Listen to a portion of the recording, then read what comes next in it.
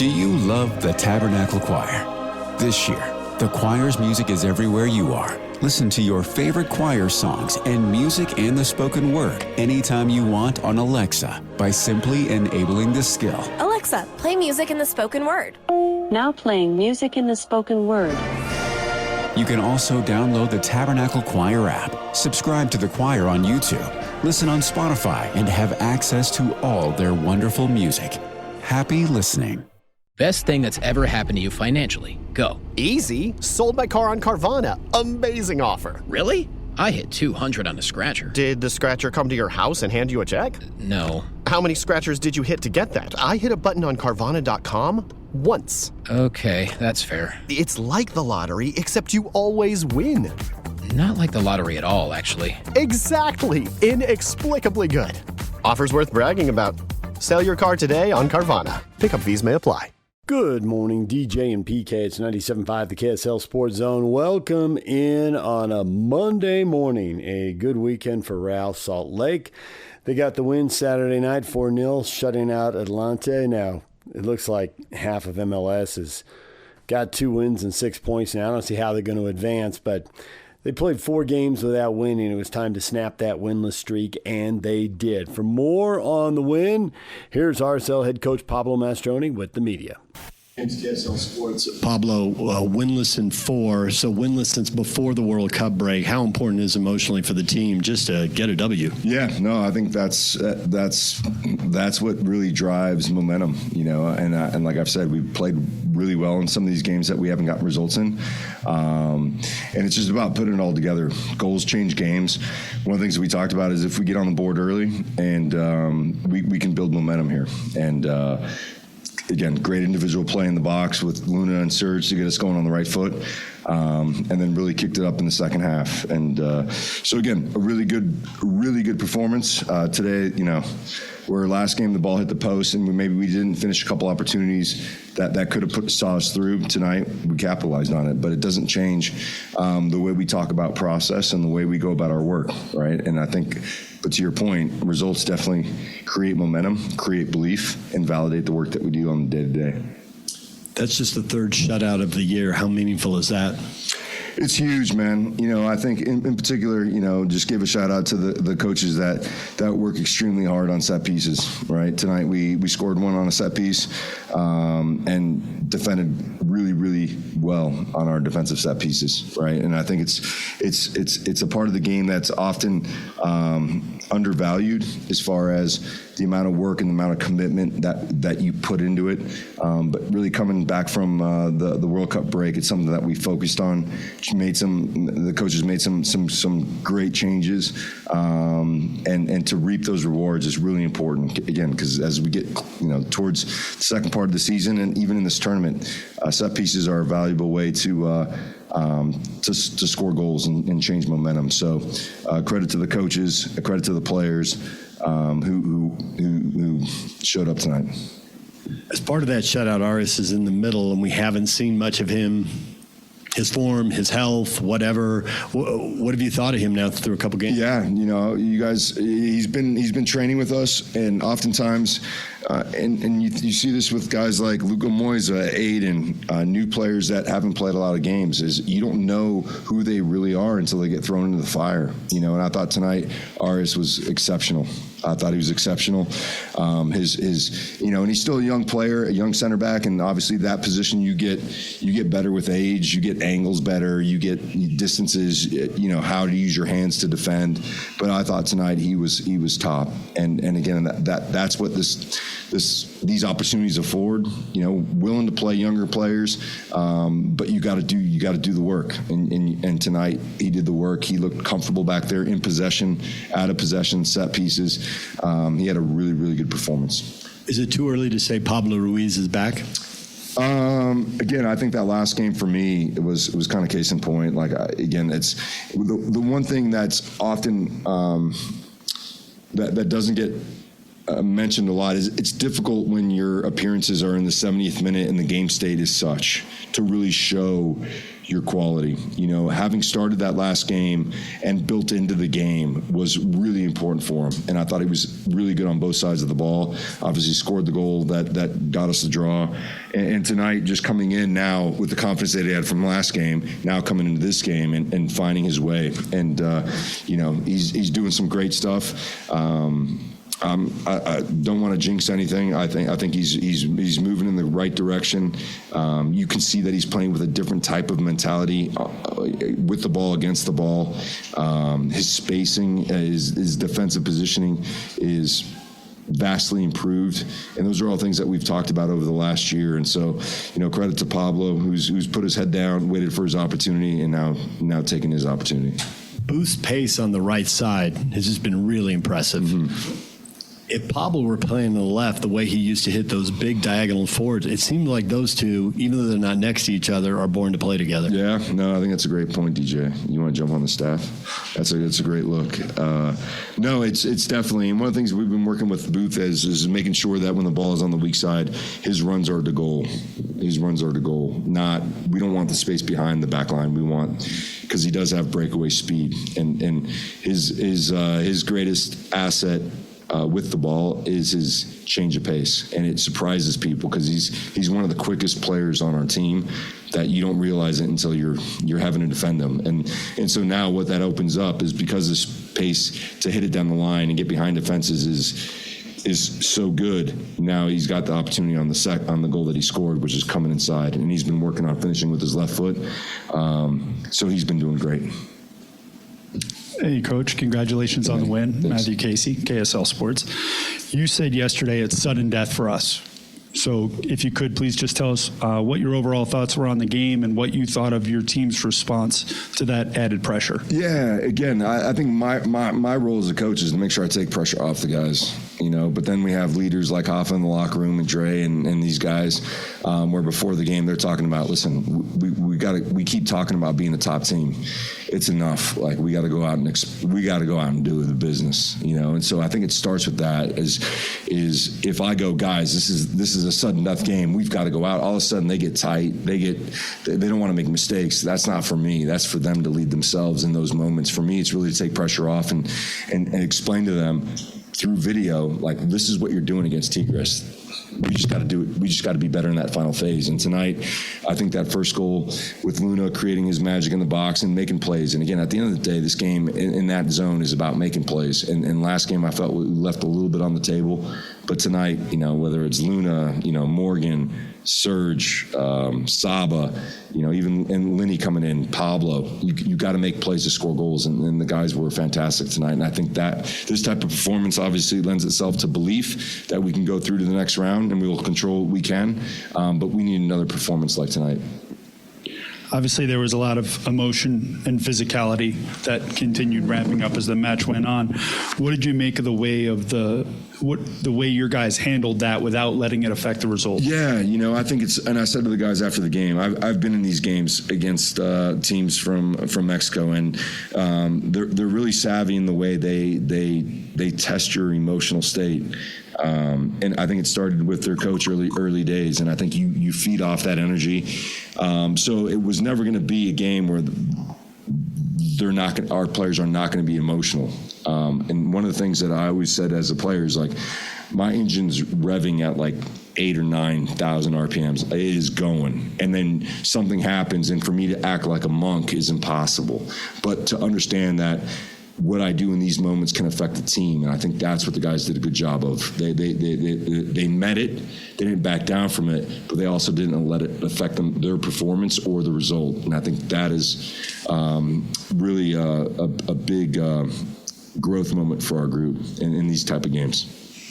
How long do you sit with and enjoy this result before the focus shifts to Juarez? Yeah, it's so short, and that's why for me, it's just so important to be unemotional and just to look at the work. I think it feels good to win again, but again, I have no doubt that we're a good team, that we have a fantastic staff, that we're going to be all right, and I think the tough sometimes is navigating through the results. I have to answer questions that at times makes me feel like our performances aren't worthy of 3 points when they really are, right? And so For me, it's about being emotionally steady and making sure that we're really clear with our processes to be the team that we're capable of being. And again, we have fantastic leadership in that locker room. We have fantastic players.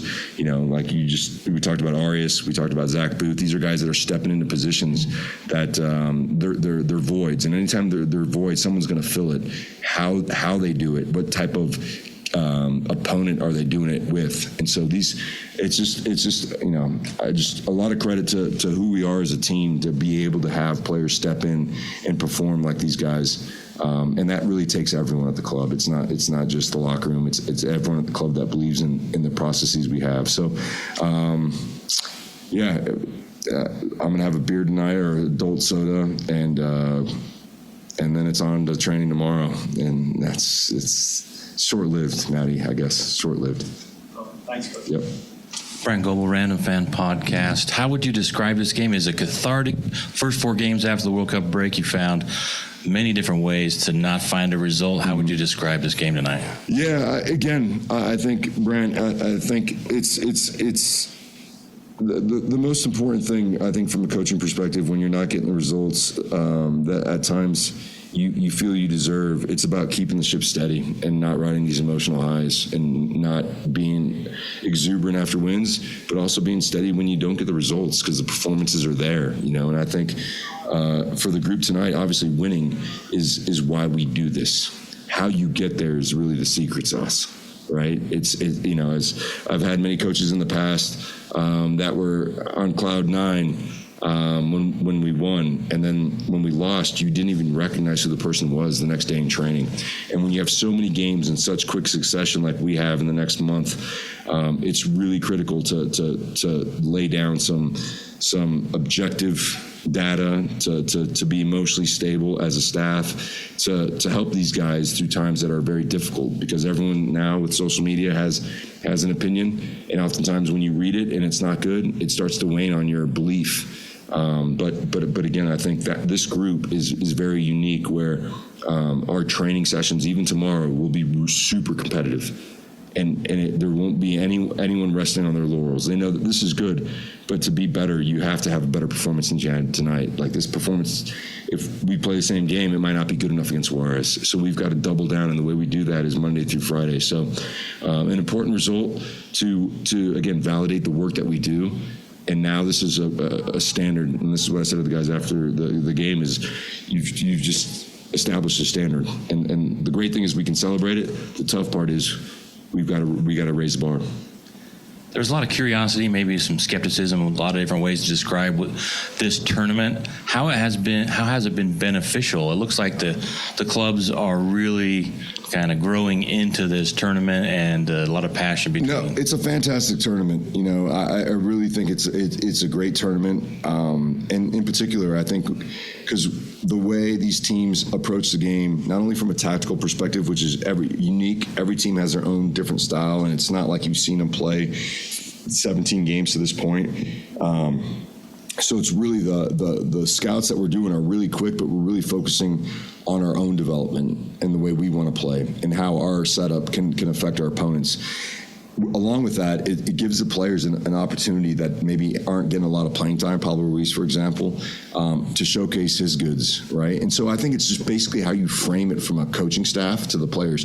If this is a bah humbug tournament, well, you're going to get some, you know, so I think it's really the way we frame it, which is this is a tournament we want to get through the next phase. You know, it's a good opportunity against some really, really good opponents. And so whilst we're talking about this from a team perspective, the individuals also get to measure themselves up against opponents in a different league that are top players and teams with a lot of history. You know, Tigres is one of those, and I know Atlante is a kind of a new club in this setup, but also just beat Vancouver away from home, right? So really, really good team. So you put all that together, and it's just it's a fantastic opportunity for us to get looks at some players that we're going to need moving forward who might not have had the opportunity, have this tournament not presented itself. So, and then it just, the sharpness, technically, how do we continue to improve as a group? And this is what this tournament affords. There is RSL head coach Pablo Mastroeni with the media. When we come back, college football, we're going to Provo. We're going to go up on the hill. We're going to hear from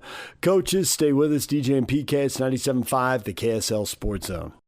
We all have routines. I'm Jabron, and with diabetes, mine was finger sticks. Sometimes I skip them because they hurt. The Freestyle Libre 3CGM changed that. It gives me glucose insights without finger sticks. Learn more at freestylelibre.us. Finger sticks are required if your glucose alarms or readings do not match symptoms, or when you see check blood glucose symbol for the first 12 hours. The views expressed should not be used for medical diagnosis or treatment as a substitute for professional medical advice. Individual circumstances may vary. For prescription only. Safety info found at freestylelibre.us. Queen Carvania stood haloed by the morning sun. An army hung on her every word. My champions, I have sold my chariot on Carvana. 'Twas a lovely SUV, an inexplicably queenly offer. They're even coming to the castle to collect it. Tonight, we feast. An offer you can feast on. Sell your car today on Carvana. Pickup fees may apply. Good morning, DJ and PK. It's 97.5, the KSL Sports Zone. Time to go to practice at BYU. We'll go up to the U in a second. But first, we're going to start with BYU quarterback Tiger Bachmeier meeting with the media. We are here with Tiger Bachmeier and half the team making noise behind us. This is your moment in the sun. They need to hold it down. Yeah, no, it's great. We just finished practice about 20 seconds ago, and then we got the cold tubs. Everyone jumps in. We got Coach Phyllis yelling and putting it on a timer. But it's probably the most shocking thing after a long day of practice. You just got to jump in the ice and hold your breath while you're at it. So. It'll wear you out. We talked to you a year ago. How different does it feel right now versus 1 year ago? How much more have you adapted to everything here, the program, the teammates, the coordinator, the philosophy, everything? Yeah, I guess the best way that I could put this is having a place to be on Sunday nights. And the way I put it like that is because when we first got here, you're a new person and you're still getting to know the guys. And now a year later, it's like any given Sunday, you'll find us at a teammate's house, at the Clark's house, having steak and potatoes, and that's kind of the same type of thing for the offense. You feel comfortable with the offense. For Bear and myself, being able to be at a different point in the offense, and that's what a year does to it. So with that more comes naturally. What can that mean in terms of production? In terms of production, it's the offense. We're going to be great. We got weapons, and we got a good guy back there. It's hard for me to say that sometimes, but you got to keep a good head on his shoulders, but giving more and feeding him a little bit more on his plate and let him make a little bit more decisions. And then getting the world to show. I think I've said this last year, probably on the interview, but letting the world see a little bit more of Bear, the Bear that I know. So. Well, let's dive into that a little deeper, because you are his biggest critic and you are his biggest fan at the same time. I remember that from last year. Like in 10 seconds, you can flip the switch and go from biggest critic to biggest fan and right back and forth. How have you seen him evolve, and what do you think? He still is going into his sophomore year here. What is the next thing for him? What do you feel like he's on the verge of doing that you can see because you know him better and maybe we don't see it coming? Yeah. No, it's a good thing that last year he came in and he was put on this pedestal of leadership, and he started to take on that role right away. And now going into this year, the biggest thing that's different is people are expecting so much from him, and so it's good for him to see that perspective of being a leader too. Most leaders, when they step into a position, people are expecting or they're criticizing everything he does, and that's going to be his whole life for the next part of his career. People are going to be criticizing or people are going to be praising him for all this stuff. So just him taking full ownership of that and taking care of the team, taking care of every decision and owning it like it's no other. How much didn't he show last year that he is actually capable of showing? Does that make sense? Yeah. So Bear and I played high school together. My junior year, actually Brandon Rose was the quarterback, and he was at Utah 2 years ago. He actually played against BYU. And so he was the quarterback my junior year. So Bear didn't actually play with me my junior year, but he went in for when we were up beating teams. And Bear's very first play, his very first play of high school football, he hurdled someone. Very first play. So it was off to a start, and he's just a highlight reel in the making. And so there's a lot of highlight plays that are going to happen this year from him. This time of year, there are always questions, but whether we're getting quizzed by people or we're just chatting up BYU fans, it always comes back to the wide receiver group. There were so many guys a year ago who were proven and really established, and realistically, you're just not taking Chase off the field. It's not going to happen.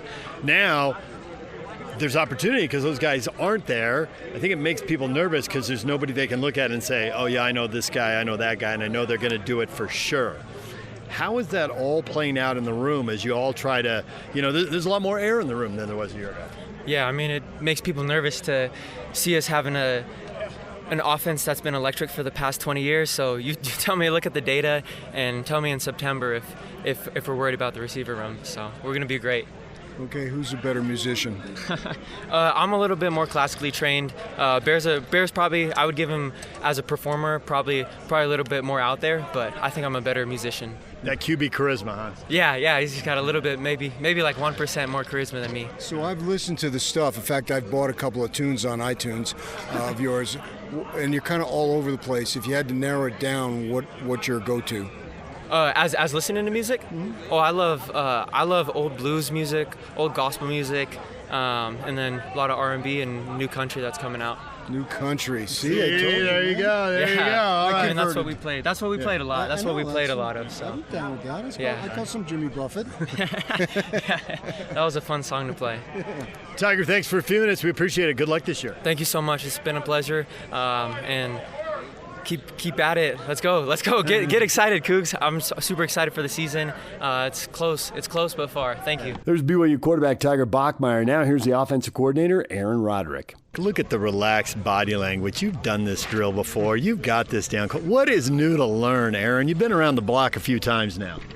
Yeah, can't believe how many years I've been doing this. I think this is year 26 now. I was at Utah for 12 years, and I think this is year 9 here. So I love it. It's the first day out here, back on the grass with the players. It's really fun.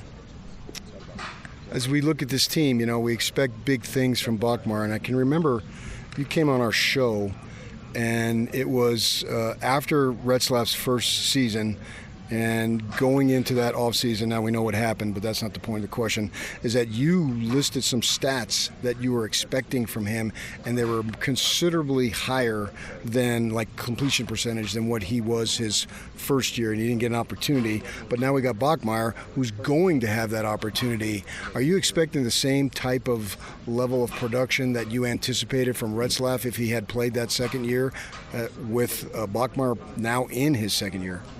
Yeah, I think Bear is definitely capable of it. We don't talk a lot about stats here. Some stats are winning stats that are worth talking about. We don't talk about yards and let's lead the league in this or that. But we want to be 3-to-1 touchdowns to interceptions. Last year we were just over 2-to-1. I'd like him to be 3-to-1 this year, and I'd like to be around 70% completions. If we can hover in that 70% completion range, then there's going to and take better care of the football, there's going to be more explosive plays. And so that's part of the goal. Our big years on offense were, Zach 30-something touchdowns, Jaron 30-something touchdowns, 70% completion range. Those have been our great years on offense. And again, it's not like something we talk about every day, like, hey, we got to hit these marks. But we're trying to gear the offense in a direction where Bear can have that type of success. I had a professor at UC Santa Barbara who said once, there's liars, there's damn liars, and there's statistics. The point of that is statistics is even worse than these two forms of liars. So I'm curious to dig a little deeper on that stat. 3-to-1 ratio, but when a quarterback runs the ball as well as he does, you add in the rushing touchdowns because maybe he doesn't throw it in from the 7-yard line because he runs it in from the 7-yard line. And how do you factor that in? Because fans are going to listen to this and they're going to be holding you accountable for those numbers in October. Yeah, well, like I said, we're not harping on the numbers, okay? Those are goals. Those are winning numbers that are out there. that are achievable. They're not easy, and he's a sophomore, so I'm not saying this has to happen right now. Those are things we're working towards in his career. I think he is capable of that, though, and you're right. Bear's an elite runner. I mean, he's as good of a running quarterback as I've ever seen in college football, and so that does factor into our, the equation. Sometimes when we're in the red zone, the space gets condensed in the passing game, and the quarterback run game is the thing that sort of balances it out. You equate numbers with the QB run, and so he's a threat, and we're going to run him less this year, but he's still a weapon in that area. When you say you're going to run him less, why? Well, just want to keep him healthy. At the end of last season, he was pretty banged up, and in the championship game and then in the bowl game, he played really well in the bowl game. But that bowl game was kind of more like the formula we want to play with this year, where we ran him a little less, threw it a little more, and we didn't have LJ in that game. So if we can kind of have that type of formula, but we're still handing the ball 20 times to LJ, I think that's going to be a formula for success. I love how coaches, as they really settle into a place and a philosophy, they get real detail-oriented, and the details can matter a lot. One thing about Bear running, a lot of times quarterbacks do well outside the hash marks, maybe out by the numbers because there's space and there's speed, and they can run away from the big guys and they don't get hit. But you ran him a lot between the tackles. He was north-south guy. Right. He didn't try to get out. What's the logic behind that? Does it change over time?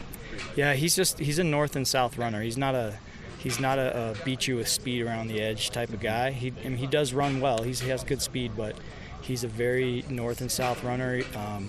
And he's 240 pounds. Last year I think he was close to 250 by the end of last season.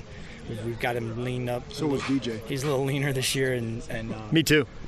He has unbelievable strength numbers in the weight room. I mean, he's as strong as they get, and so he's a good north and south runner. And even when he, a lot of his quarterback scrambles are step up, there's a crease, and go north. He hits it, and so he's very, very good at that. We just want to do it a little less. Just a few less hits. Let's get through this conference play healthy and strong. That's the goal.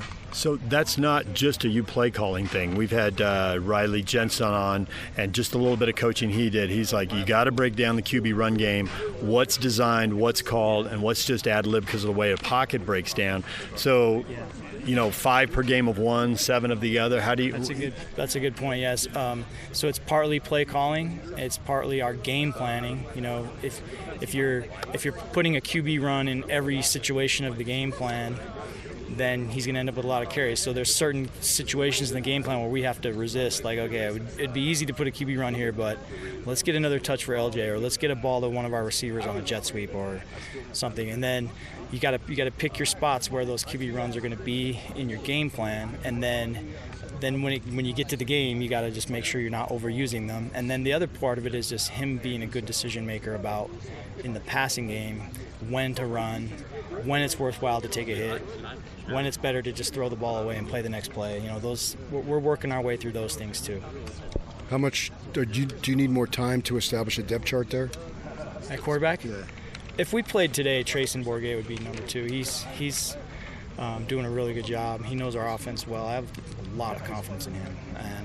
And then Enoch Watson, though, is right on his heels. That guy is talented. He's got really, really a high ceiling, and he is learning the offense and handling it really well. Like he's done a great job. So a lot of confidence in him too. If we played today, it'd probably be Trayson, but we're still working our way through that. Speaking of keeping people fresh, who can you give the ball to at running back other than LJ so he's not getting hit as often? So Sione Moa is finally fully healthy. Now, he's had some bad luck in his career up to this point, but when he has been healthy, he's been a really good player. I mean, he's one of the best players on this team. And then I'm super excited about Devon Eka and the improvement that Preston Rex has made in the offseason. We moved Preston to running back last year, mid-season. He was a safety, trying to learn to play running back, and it was asking a lot. He did some good things in the passing game in the open field because he's really fast. But this offseason, he's actually learned to play the position, and I think he's going to do some good things for us this year too. So right now it'd be those 4 guys I see a lot of good things out of, and then there's some other younger guys that are trying to work their way up too. Any emphasis more on camp to find a primary receiver or receivers? Because obviously you lost a lot from that position. Yeah, I mean, every day we're giving those guys chances. We're going to put some big guys on the field, though. We put Kyler Casper and JoJo out there on the field together at 6'5" and 6'6", and both are good players. JoJo is, that injury he had last year was really serious.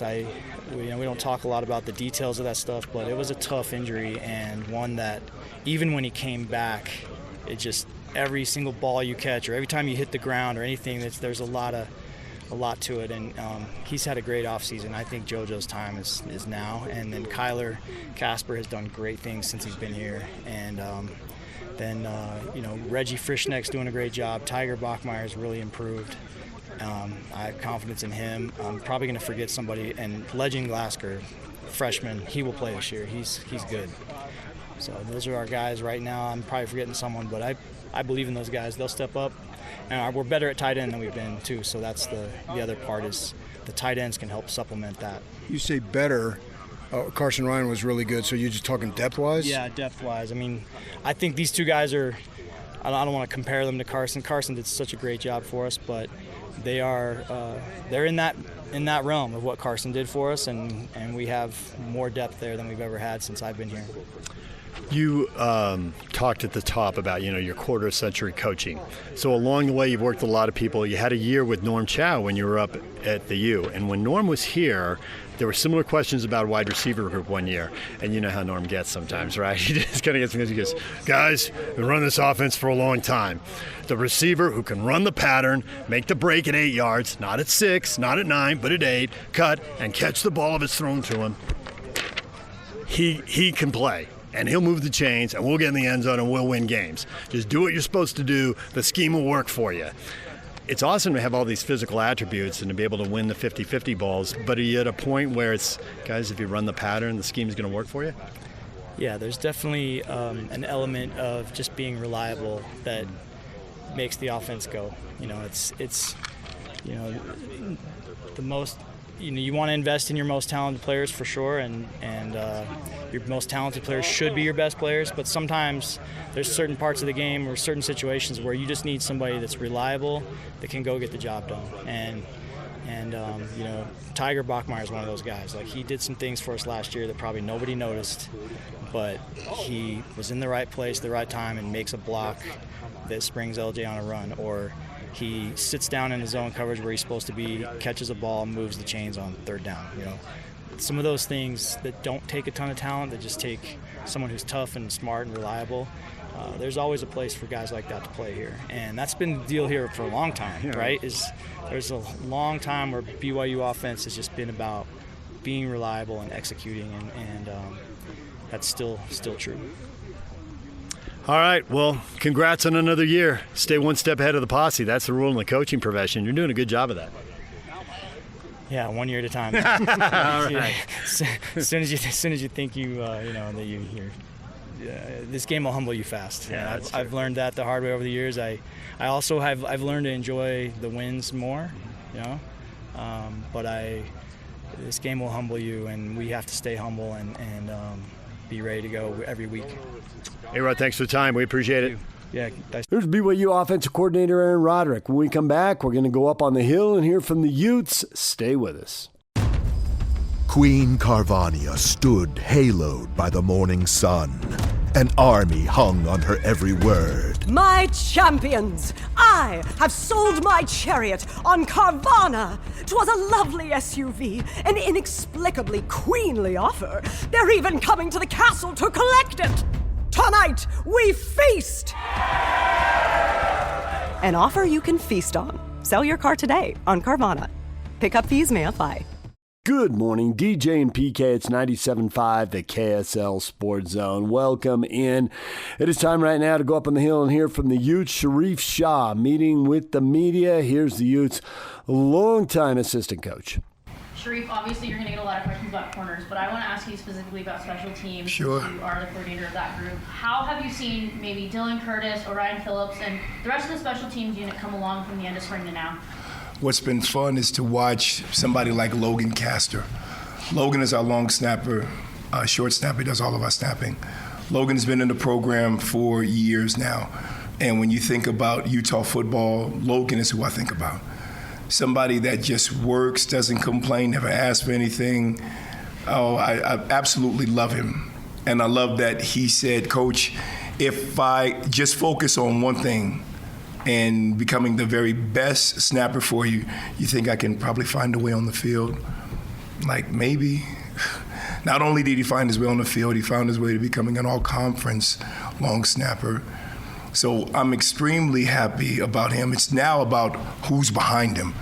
And that's what we've had to kind of go out and find. Or like we always do in the Utah way, is anybody on the team ever long snap? No. You got 42 hands to go up and you're like, okay, let's all meet after practice and let's see if we can figure out who's going to be somewhat decent. Well, then out of that, those bevy of kids, you get, a couple that are actually pretty good. You're like, hey, Logan was one of those guys. He said, I think I can long snap. I'm 6'5", 231, and maybe I can run a little bit, and I have massive 12-inch hands.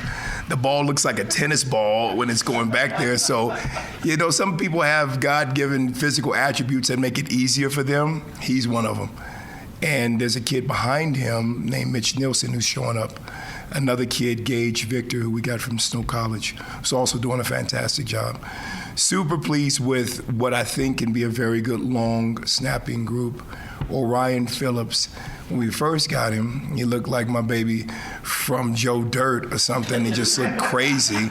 And I tell him that all the time. I said, you were 162 pounds. He's 193 now. And I watched him punt. Like, you might have a chance to do something special. He is so good, just in terms of attitude, demeanor. Coach, you think maybe we can try this or that? And it used to be, Coach, this is crazy. It's a little bit chaotic. Everybody's coming at me. I'm like, yeah, mate, because he's from Australia. I'm like, that's what we do here in America. People's going to blitz you.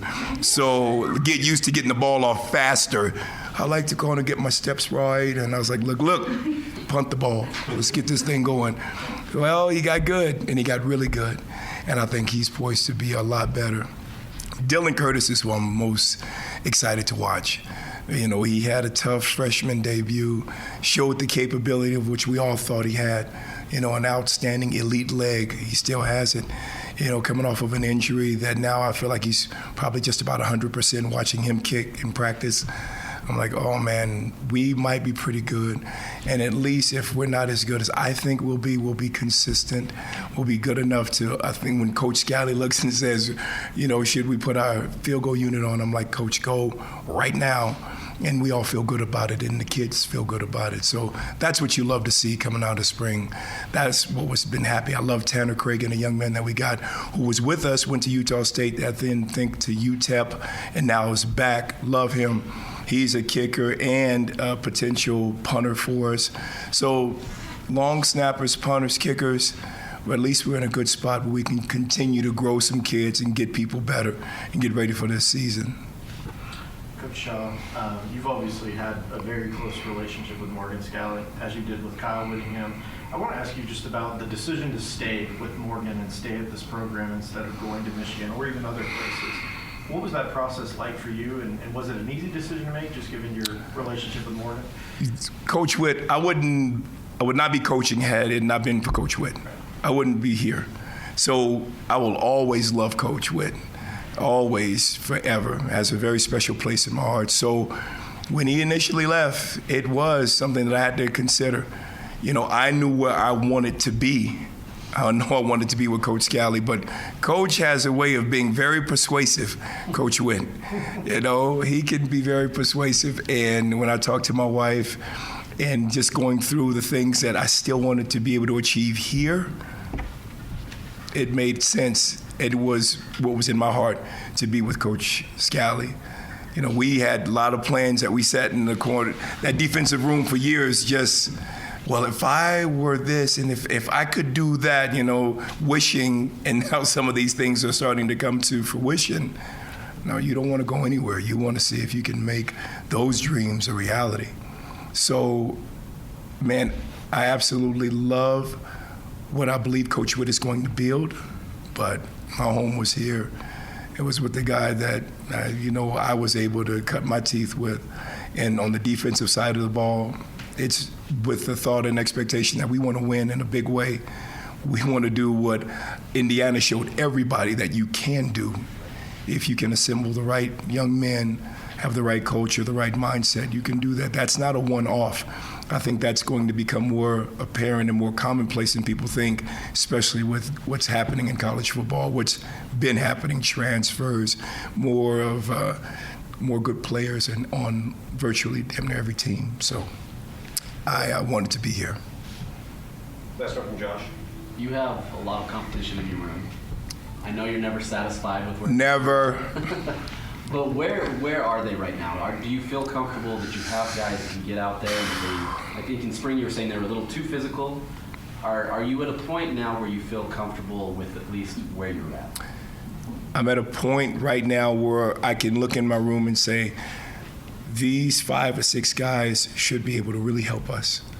I didn't know that in the spring. In the spring, I'm like, I think he might be able to do it. I'm not sure about this kid. But now, having gone through summer, just a few days in the fall camp, and Coach Scally is so good. He wants an assessment on everybody, like, what about this room? And we do that as a coaching staff like everybody else in the country. But I look at the room and say, yeah, I'm getting comfortable with believing that these 4, 5, 6 kids can really do it. I guess the level of impatience with me is invariably injury happens. So I'm looking at the other kids in the room like, you should be able to come along faster, which makes me incredibly impatient. I'm always yelling at somebody for something. They're like, well, I didn't even get a rep. Well, you've been watching for the last 3 days. Why don't you know it? It's kind of wrong, but it is what it is. But you want the accelerated development right now because we play. The kids are like, oh, Coach, we don't play until September. I'm like, we play in 5 minutes. That's what it feels like to me. But I've grown a lot more comfortable watching the kids in the summer and then again in these last few days to say, man, Scooby should be able to have several guys be with him. Scooby because he has the most experience. But then it's Eli Reed who showed his physicality and length. James Chenault, we call Bobo, incredibly savvy. J.C. Hart, who's been with us, now is comfortable in the defense and starting to make some plays. Earl Parker, young man we got out of JUCO. Brandon Holmes, another young man who would probably be vying for a nickel spot. The person I'm probably most excited for is Jeremiah Caldwell, who we call Rock. Rock played safety, played outside corner, played nickel. His versatility and command of the room just gives us such, I think, a benefit. Especially it helps to be 6'2" and a half and playing nickel as well as corner. And then the young kids who I'm impatiently patient with, your Dylan Waters, Major Henshin, the kids that just got to us in spring who I'd love to continue to take a big step forward. It's and the person I hope continues to show me improvement like he has the last 2 days is Nick Brown. He came from Lamar, and I've asked him to play nickel, and it's just a lot to do, and it's a lot to digest in that spot, but he's doing a great job. So I can at least confidently say, man, I have a good room. I feel like I have good pieces to assemble to make us really, really competitive, if not absolutely elite, I believe. But we have a lot of camp left, a lot of camp left. All right, there is Sharrieff Shah. Now here's the offensive coordinator, Kevin McGiven. Morgan has talked about how you fit your offense to the personnel. As you kind of surveyed this team, what do you feel like the strength of this team is and where you want to design your offense around? I think always first and foremost I look at the skill set of the quarterbacks, and so designing things that we feel like Devin can handle, that he can do well. Obviously integrating Bird into that, and what that package looks like for him, and what the volume looks like for him. And so I'm always going to look at those two components first. With the skill guys, a lot of different pieces there. So I think we can kind of mix and match some things, but utilizing two backs and what their different skill sets are, especially with Wayshawn and Daniel Bray. They both bring some different elements and different skill sets where you can utilize them in different ways than other than just ball carriers. And then trying to look at the versatility of the wide receivers as well. There's, sometimes those guys are just wideouts, but there's guys that that you can put into a little bit different roles sometimes as well with the wideout groups, and still trying to formulate that to its fullest extent, but starting to get a better understanding now. Coach, Dev shared on Monday that he'll have the ability to kind of change things at the line of scrimmage, pretty simple stuff. But what has he done to earn your trust in doing that, and how do you kind of help develop that in him to make sure he's making the right decisions? Yeah, just kind of always a slow process with that, just making sure that he has command of the offense, and so as you go throughout spring, you just kind of integrate little things here and there. He's already exhibited, even in the two practices we've had up to this point, much better command of what's going on, and so. He did some things in practice yesterday with some protection checks that were not anything that he did in the spring, and so he directed some things to handle some pressures in defense, and so we're giving him the keys to the car in that element. There's some different things on the perimeter with looks that he sees where he can get himself into the best situation based on the look that he's getting with route concepts and things like that. And so as we go and as he exhibits that command, we kind of put more on his plate in terms of taking control. Last year, Devin said last year was probably the most banged up he's ever been in his career. Had a multitude of injuries, but now he's fully back healthy. This is kind of a two-part question, so if you can rephrase it. No, it's good. First, just how has his mentality kind of evolved through the spring, coming off multiple injuries? And two, knowing how banged up he got last year, have you kind of catered the offense to kind of put him out of harm's way, given, you have a plethora of receivers to go to now? How has that changed at all, if anything? Yeah, I think, mindset-wise, I haven't really, seen much of a shift from spring to now, other than he just looks and he's moving, like he's healthy, but he's attacked all the practices. There hasn't been anything where he's really tried to hold back, or that you could see that he was still pushing through after the surgery in the off season and things like that. We tried to manage that in the spring as much as possible, and that, now being full go, you can definitely see the comfort level just in when he gets out and he's on the perimeter and he opens up, then it looks like a little bit different Dev than it did in the spring.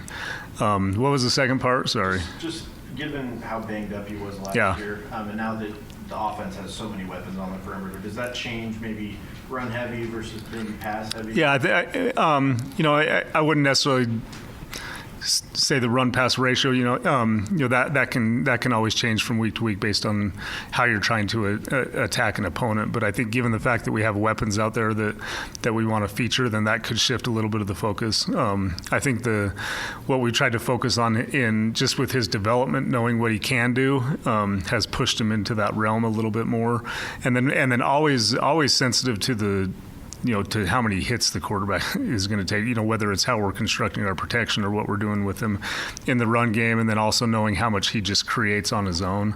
And so, that's something we're going to have to manage. We're going to want to utilize his feet. We're going to want to create numbers in the run game, the advantage that you can have when you involve some quarterback run game. I don't think we want to take that element of the offense away, but in terms of the hits and the types of hits that he's taking, definitely want to manage that. Over the summer, Devin took the wide receivers down to Arizona with him to train. What have you seen from him as his growth in terms of the leadership, but also just what does that do with the connection with him and the receivers and what you're trying to build? And is that something that is common for a quarterback to take it to that level in the offseason? They're always going to. I think guys are always going to put in work in the off season, going to the extent where you take him down to Arizona and do something like that. Maybe not to that extent, but he is. I think by Coach Scally, myself, with Coach Gunderson, we've tried to push him into that leadership role, and guys are reacting to him, because of the type of player he is, and so he has influence that way. But just using his voice, a little bit more influence, and then creating that connection, creating that chemistry. The chemistry is something that we're trying to build on a day-to-day basis with the team and the offense in its entirety. But he's been more vocal, and you can tell that there has been a connection that is starting to be established, or getting established with the work that they put in the off season, and that manifests itself in practice the last couple of days. Also, there were, like I said before, he has the ability to change some things. And I want them to take ownership of the offense. I want them to kind of put their flavor on it. But he gave the receivers a check that we never talked about. So that was talked about sometime in their offseason training when they were together. And he saw something, and the receivers reacted to the check, and he threw a big play off of it, because of what he saw in attacking the coverage. And so, I just kind of looked over at Gundy and said, I don't know what you're teaching these guys, but that was kind of cool. From the end of spring to now, where would you say the offense has made the biggest jump? I just think I think from a cultural standpoint, there's a way we want it to look. There's an effort that they're giving on a down by down basis. That is something that has been established with the defense, prior to this year with Coach Scally, that he wanted to carry over and make it a team mentality in terms of the culture. And so we were really trying to push that. That was really coach driven in the spring, just getting that to show up on a play-by-play basis in terms of the consistency that we want. And so that is showing up way faster than it did in the spring. And so that culture piece of it is carried over. And then, in the first 2 days, two installs, and the first install kind of vanilla, and then we went from 0 to 100 in the second install with all the things that we're doing. But in the spring, that came as kind of a shock to him. Didn't handle it real well. There was just the level of focus it took to execute that install. Yesterday, it was like clockwork. I mean, the way that they ripped through that thing, and there's always a lot of details, but how clean it looked from an operational standpoint was pretty impressive, the way they carried that over. Last one, JD. How do you feel like Bird's development, particularly as a passer, has been going so far this year? Yeah, really well. We've pushed both him and Dev kind of the same way.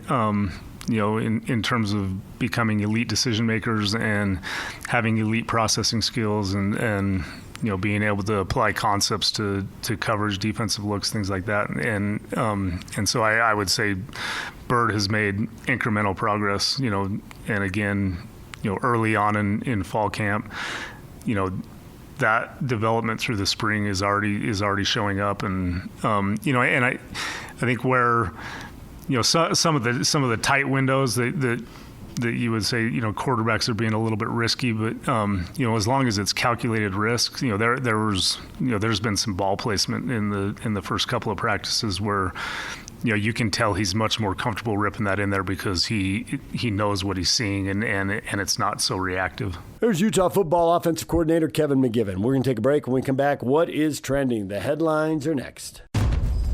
Queen Carvania stood haloed by the morning sun.